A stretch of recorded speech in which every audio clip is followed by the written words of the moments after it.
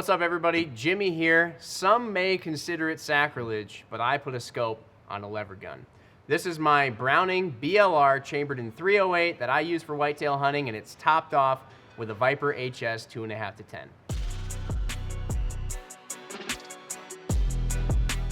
When it comes to guns with a very specific application, again in this case whitetail hunting for me around Wisconsin, I like to try and just go all in on one rifle.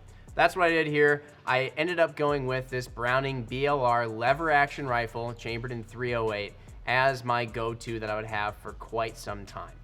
I opted to go with the lightweight stainless model. Stainless, of course, being a great material for the receiver and the barrel in all weather conditions.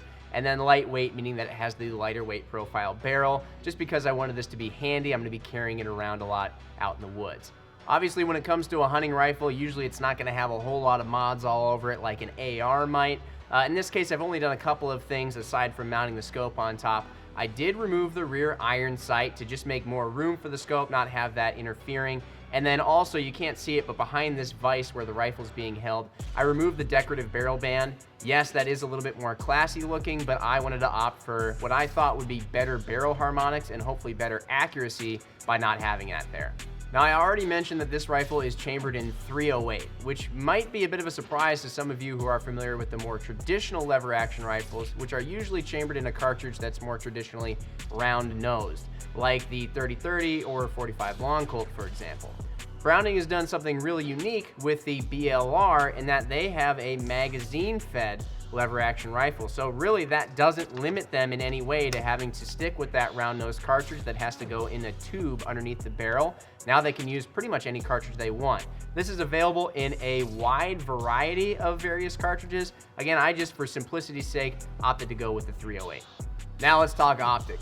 I went with the Viper HS 2.5 to 10 by 44 optic on top.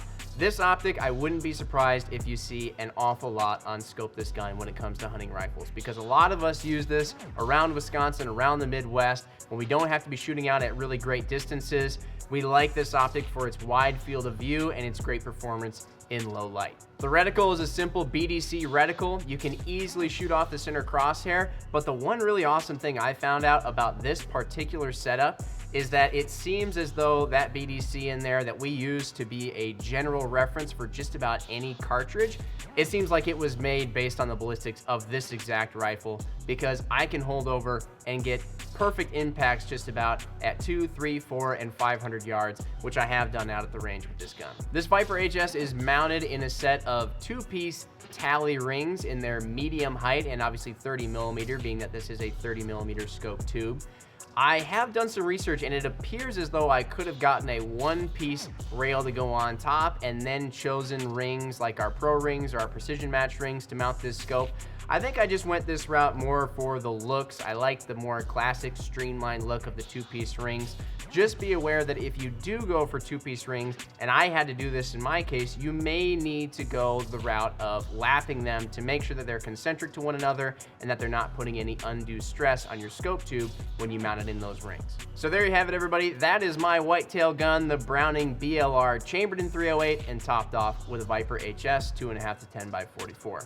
If you have any questions about this setup, or if you have suggestions for a rifle you would like to see our optic recommendation on, drop them in the comments below. Hit us up via social media. You just might see that on a future episode of Scope This Gun.